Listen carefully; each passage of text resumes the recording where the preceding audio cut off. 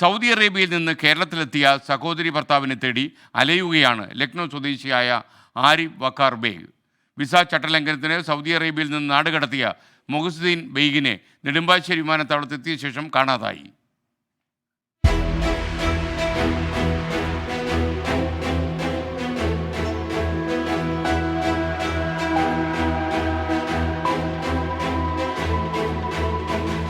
ആരിഫ് വഖാറിന്റെ സഹോദരി ഭർത്താവായിരുന്ന മൊഹസുദ്ദീൻ ബെയ്ഗ് സൗദി അറേബ്യയിൽ painting തൊഴിലാളിയായിരുന്നു. Visa കാലാവധി കഴിഞ്ഞിട്ടും സൗദിയിൽ അനധികൃതമായി താമസിച്ച മൊഹസുദ്ദീനെ കഴിഞ്ഞ വർഷം ഒക്ടോബറിൽ സൗദി പോലീസ് അറസ്റ്റ് ചെയ്ത് ഇന്ത്യയിലേക്ക് തിരികെ അയച്ചു.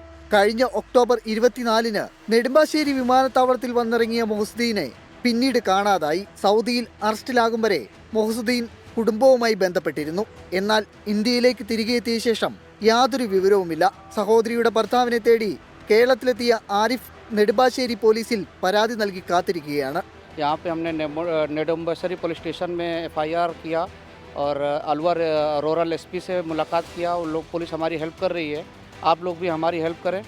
कुछ दिन पहले उनको यहाँ से 10 किलोमीटर आगे अलवा फ्रूट मार्केट के पास उनको देखा गया था. हम लोग वहाँ गए, वहाँ पर पोस्टर चिपका दिए पूरा. आप लोग भी हमारी मदद करें, पुलिस भी हमारी मदद कर रही है. आप लोग से मैं गुजारिश करूँ, आप भी हमारी मदद करें इसमें. പോലീസ് അന്വേഷണം നടക്കുന്നുണ്ടെങ്കിലും തന്നാലാവും വിധം തെരച്ചിൽ നടത്തുകയാണ് ആരിഫ്. സഹോദരന്റെ ചിത്രങ്ങൾ സഹിതമുള്ള നോട്ടീസ് പല സ്ഥലങ്ങളിലും പതിച്ചു. ഒരുപാട് നാൾ കേരളത്തിൽ തുടരുവാനും പറ്റാത്ത സാഹചര്യമാണുള്ളത്.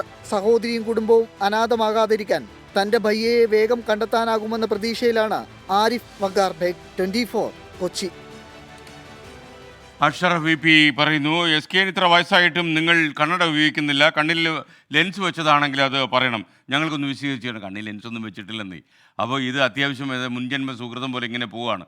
പക്ഷേ ഒരു ദിവസം കാഴ്ച മങ്ങും, അന്ന് നമ്മൾ തീർച്ചയായിട്ടും കണ്ണാടിയിലേക്ക് കയറും. താങ്കളത് വിഷമിക്കേണ്ട. മുർഷിദ് കരിങ്ങനാട് പറയുന്നു, മാധ്യമങ്ങൾ എന്തിനാണ് നുണ പറയുന്നത്? ലീഗ് നേതാക്കൾക്കെതിരെ തങ്ങൾ അവിടെ ഒന്നും പറഞ്ഞിട്ടില്ല, സമസ്ത നേതാക്കന്മാർക്കെതിരെയും ഒന്നും പറഞ്ഞിട്ടില്ല. തങ്ങളുടെ പ്രസംഗം നിങ്ങൾ പൂർണ്ണമായി കേൾക്കണമെന്നാണ്. തീർച്ചയായിട്ടും ആ പ്രസംഗം താങ്കൾ അയച്ചു തന്നാൽ ഞാൻ പൂർണ്ണമായും കേൾക്കാം. പാണക്കാട് തങ്ങൾ കുടുംബത്തെക്കുറിച്ച് വേണ്ടാത്ത ഒന്നും പ്രചരിപ്പിക്കാൻ ഒരു മാധ്യമം എന്ന നിലയിൽ 24-ന് താല്പര്യമില്ല. ആ മാധ്യമങ്ങളുടെ കൂട്ടത്തിൽ 24-നെ ചേർക്കുകയും ചെയ്യരുത് പ്ലീസ്.